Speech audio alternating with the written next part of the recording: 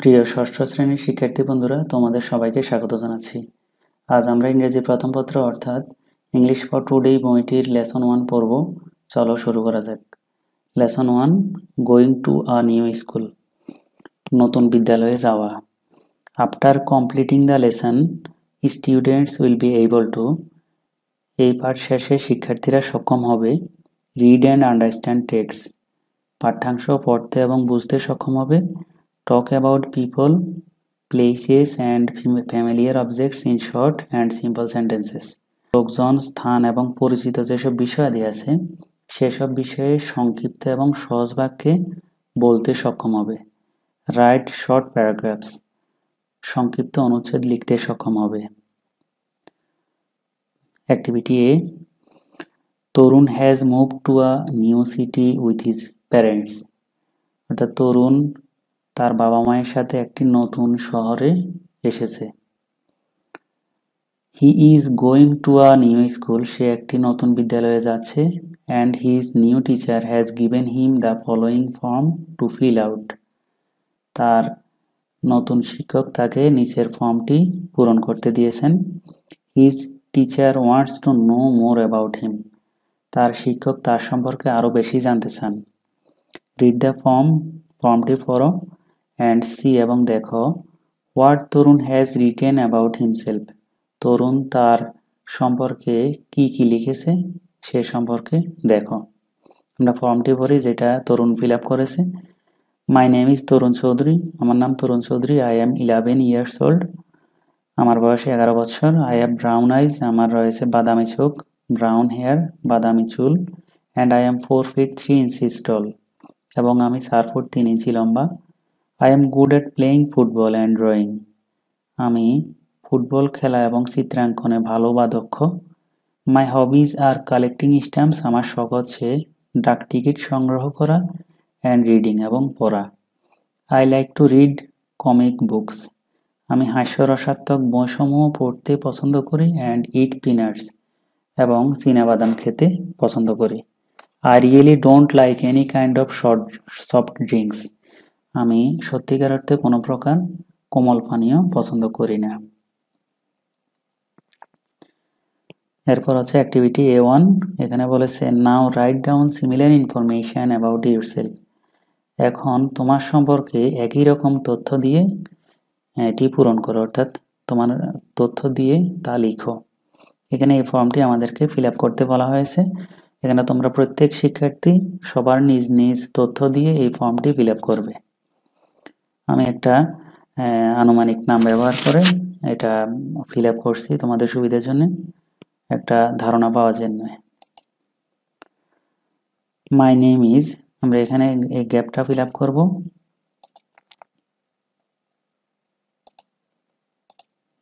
My name is, আমি দিলাম নবনীতা চক্রবর্তী।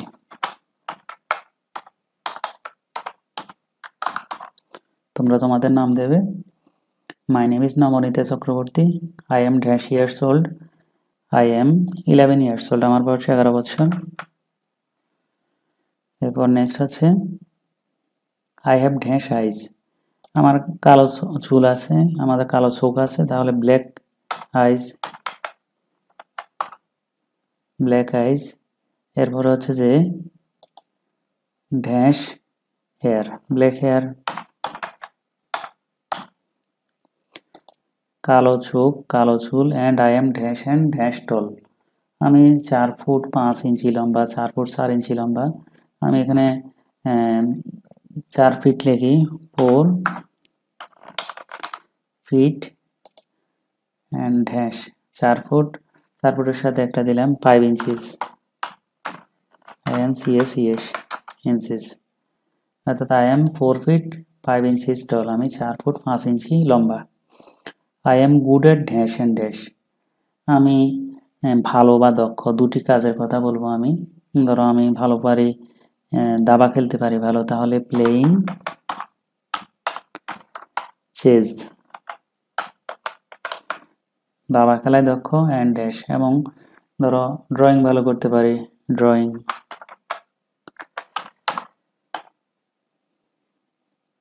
আমি দাবা খেলা এবং চিত্রাঙ্কনে দক্ষ অথবা ভালো। My hobbies are dash and dash, আমার দুটো হবির কথা দেব। আমি ভ্রমণ করতে পছন্দ করি, বাগান করতে পছন্দ করি। তাহলে I M my hobbies are travelling দিতে পারি, ভ্রমণ অ্যান্ড ট্রাভেলিং ছাড়া আর দিতে পারি আমরা গার্ডেনিং, বাগান করা।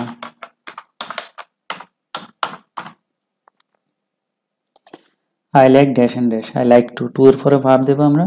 তাহলে আমি দুইটা কাজের কথা এখানে বলবো। আমি পছন্দ করি কি কি, একটা কাজ করা পছন্দ হতে পারে, একটা খাওয়া পছন্দ হতে পারে। তাহলে আমি আমার ভূতের গল্প পড়তে পছন্দ করি, তাহলে রিড দিতে পারি। টু এর পরে বেস ফর্ম বসে ভার্বের, রিড গোস্ট, GSOST, গোস্ট মানে হচ্ছে ভূত, স্টোরিজ,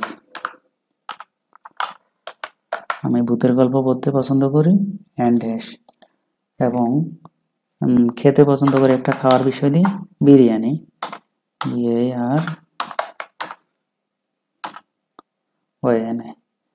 আমি বিরিয়ানি খেতে পছন্দ করি এবং ভূতের গল্প পড়তে পছন্দ করি। আই রিয়েলি ডোন্ট লাইক, আমি সত্যি পছন্দ করি না যে কোনো প্রকার রাস্তার খাবার, স্ট্রিট ফুড হতে পারে, ফুটপাতের খাবার, এনি কাইন্ড অফ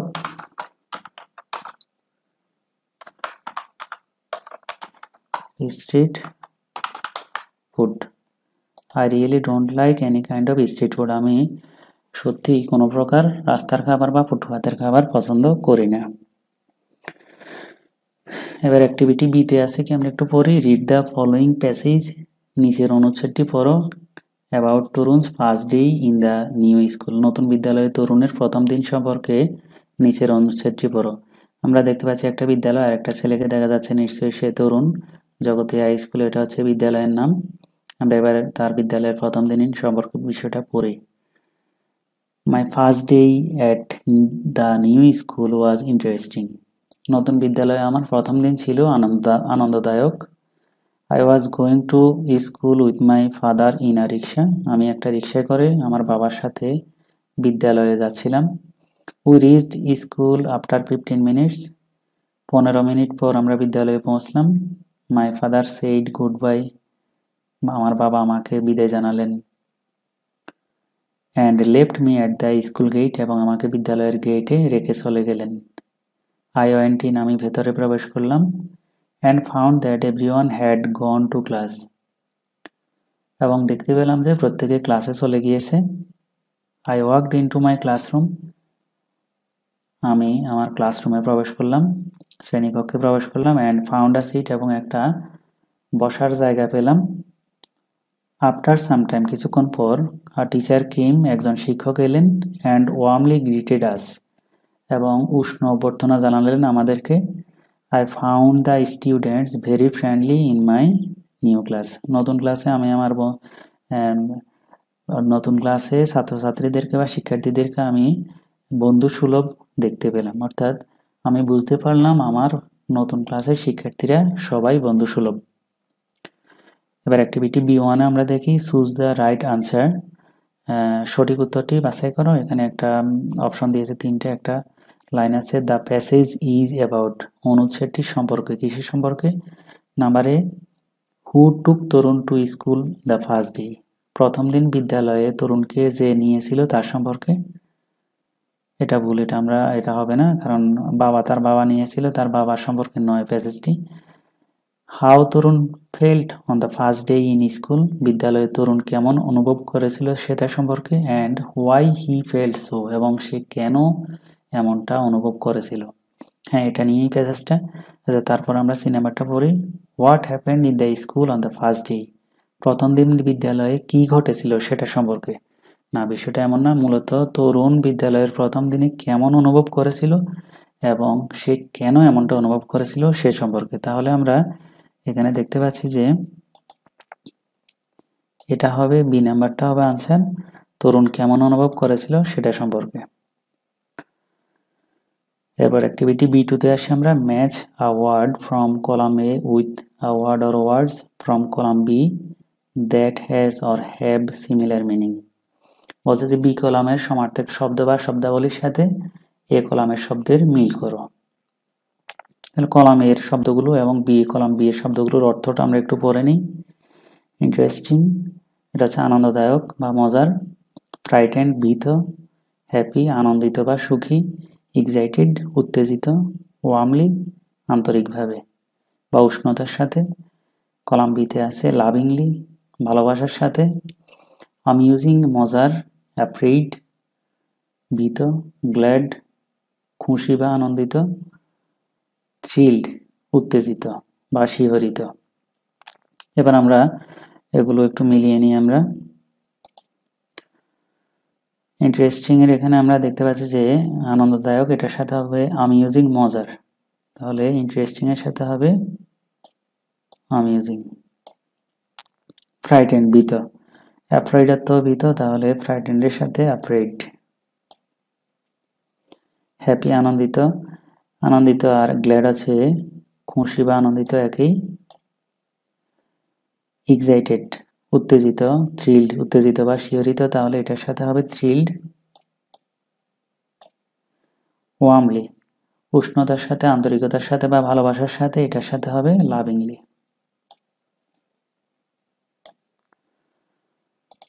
এরপর আমরা নেক্সট অ্যাক্টিভিটিতে আসি। B3, talk about your first day at school and how you felt, happy, frightened, thrilled or shy. Work in groups বলছে যে বলো তোমার বিদ্যালয়ের প্রথম দিন সম্পর্কে এবং হাউ ইউ ফেল্ট, এবং তুমি কেমন অনুভব করেছিলে ওই বিদ্যালয়ের প্রথম দিনটি। হ্যাপি, আনন্দিত। ফ্রাইটেন্ড, ভীত। থ্রিল্ড, শিহরিত। অর শাই, নাকি লজ্জিত। ওয়ার্ক ইন গ্রুপস, দলবদ্ধ হয়ে কাজ করা, অর্থাৎ তোমাদেরকে গ্রুপ তৈরি করে দেওয়ার পর তোমরা গ্রুপের সদস্যরা নিজেদের মধ্যে এটা নিয়ে আলোচনা করবে। এটা মূলত group work. B4, now write a paragraph on how you felt on your first day at school. এখন একটি অনুচ্ছেদ লেখো কিসের উপর? হাউ ইউ ফেল্ট, তুমি কেমন অনুভব করেছিলে সেটার উপর। On your first day at school, তোমার বিদ্যালয়ের প্রথম দিনে তুমি কেমন অনুভব করেছিলে সেটা নিয়ে একটি অনুচ্ছেদ লিখো। And why you felt so, এবং তুমি কেন এমনটা অনুভব করেছিলে সেই অনুভূতি নিয়ে তুমি একটা অনুচ্ছেদ লিখবে। এটা নিজে সবাই তার ব্যক্তিগত অভিজ্ঞতা নিয়ে একটা অনুচ্ছেদ লিখবে। আর এখানে B4 এর পর আছে আমাদের সিতে আছে কি আমরা একটু পড়ে নিই। তো এখানে B4 এখানে প্যারাগ্রাফটার হেডলাইন দিতে পারো মাই ফার্স্ট ডে অ্যাট স্কুল, এরপরে প্যারাগ্রাফটা আরম্ভ করবে। অ্যাক্টিভিটি সিতে আছে রিড দ্য ফলোয়িং পোয়েম, নিচের কবিতাটি পড়ো। অ্যান্ড কমপ্লিট দিস লেসন, এবং পাঠটি শেষ করো উইথ ফান অ্যান্ড লাফটার। হাসি তামাশা নিয়ে, মজা নিয়ে, হাসি ঠাট্টা নিয়ে আমরা পাঠটি শেষ করব। লেটস প্লে, কবিতাটির নাম হচ্ছে লেটস প্লে, অর্থ হচ্ছে চলো খেলাধুলা করে। লিখেছেন কেট গ্রিনওয়ে। কেট গ্রিনওয়ে হচ্ছে কবির নাম, পোয়েট। আমরা কবিতাটি পড়ি। স্কুল ইজ ওভার, বিদ্যালয় ছুটি হলো। ওহ হোয়াট ফান, ওহ কি মজা। লেসন ফিনিশড, পাঠ শেষ হলো। প্লে বিগান, খেলা শুরু হলো। হু উইল রান ফাস্টেস্ট, কে সবচেয়ে দ্রুত দৌড়াবে। ইউ অর আই, তুমি নাকি আমি। হু উইল লাভ লাউডেস্ট, কে সবচেয়ে জোরে হাসবে। লেটস ট্রাই, চলো চেষ্টা করি। তাহলে আমরা কবিতাটি একটু আবার পড়ে নিই। School is over, oh what fun. Lessons finished, play began. Who will run fastest, you or I. Who will laugh loudest, let us try. এখানে আমরা ছবিতে দেখতে পাচ্ছি স্টুডেন্টরা খুব মজা করছে এখানে আনন্দের সাথে। তারা বিদ্যালয় থেকে বেরোচ্ছে, অর্থাৎ বিদ্যালয়ে ছুটি হয়েছে বোঝা যাচ্ছে। অ্যাক্টিভিটি C1টা দেখে আমরা। Notice the use of punctuation marks in the poem. Notice, লক্ষ্য করো। The use of punctuation marks, বিরাম চিহ্নের ব্যবহারগুলো লক্ষ্য করো। ইন দ্য পোয়েম, কবিতার মধ্যে যেসব বিরাম চিহ্ন আছে। Why are the exclamation marks, the question marks and the full stops used in this places, কেন এই স্থানগুলোতে এক্সক্লেমেশন মার্ক, হাস্যবোধক চিহ্ন, এরপরে কোশ্চেন মার্কস, প্রশ্নবোধক চিহ্ন অ্যান্ড ফুল স্টপস এবং পূর্ণবিরতি চিহ্ন বা পূর্ণচ্ছেদ চিহ্ন কেন ব্যবহৃত হয়েছে সেগুলো। তাহলে আমাদেরকে এটা একটু লিখতে হবে, এই তিনটা চিহ্ন কেন এই কবিতার মধ্যে ব্যবহার হয়েছে। তাহলে আমরা একটু আগে চিহ্নিত করি কোন কোন জায়গায় এই তিন ধরনের চিহ্ন ব্যবহার হয়েছে। এখানে আমরা দ্বিতীয় বাক্যে দেখতে পাচ্ছি ফানের পরে একটা এক্সক্লেমেশন মার্ক আছে। তারপর চতুর্থ বাক্যে দেখতেছি আমরা এখানে একটা ফুল স্টপ আছে। ষষ্ঠ বাক্যে একটা কোশ্চেন মার্ক আছে। সপ্তম বাক্যে একটা কোশ্চেন মার্ক আছে। তারপর শেষ বাক্যে আছে একটা ফুল স্টপ। তাহলে এগুলো কেন ব্যবহার হয়েছে, এখন আমরা এগুলো একটু লিখবো, আমরা কারণটা লিখবো। তাহলে আমরা এখানে একটু লিখি।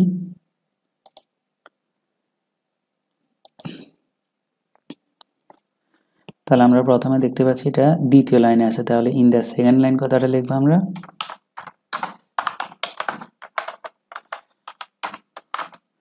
ইন দ্য সেকেন্ড লাইন অথবা ইন দ্য সেকেন্ড সেন্টেন্সও দিতে পারি।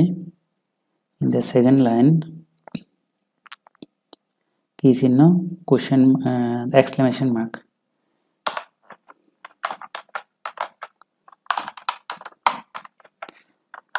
এক্সক্লেমেশন মার্ক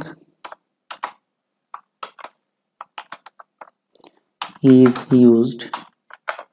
এক্সক্লেমেশন মার্ক আশ্চর্যজনক চিহ্ন ব্যবহৃত হলো, কেন হলো আমরা একটু দেখি।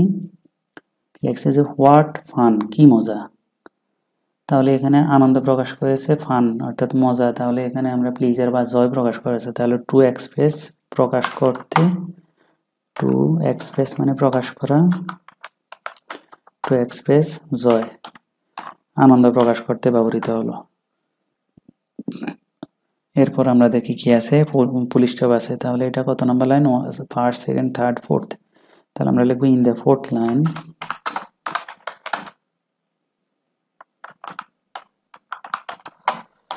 In the fourth line. ফোর্থ লাইনে কি চিহ্ন হয়েছে, ফুল স্টপ। তাহলে full stop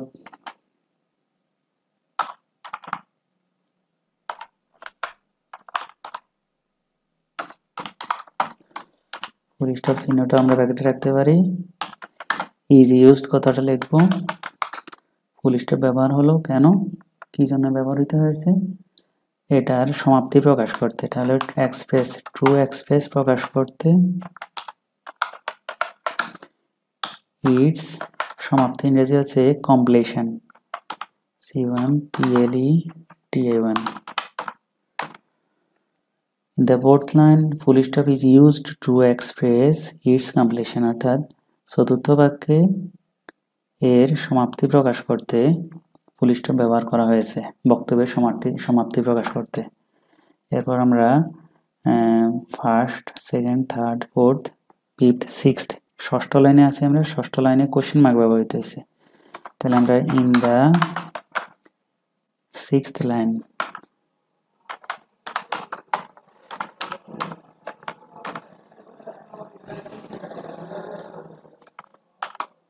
in the sixth line কি ব্যবহৃত হয়েছে এখানে, question mark,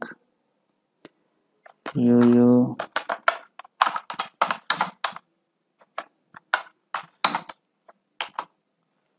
question mark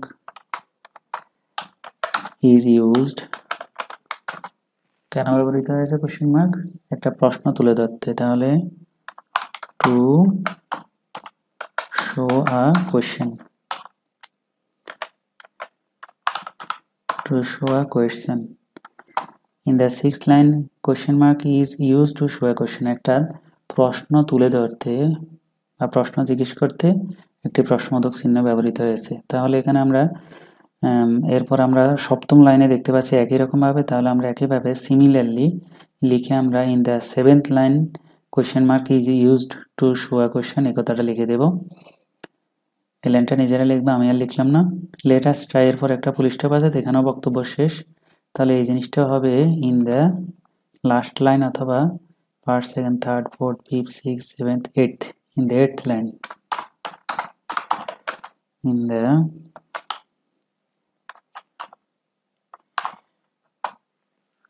eighth line অথবা লাস্ট লাইন দেওয়া যায়। তাহলে কি ব্যবহৃত হয়েছে এখানে, ফুল স্টপ। তাহলে এই লাইনটাই হবে এখানে এরকম,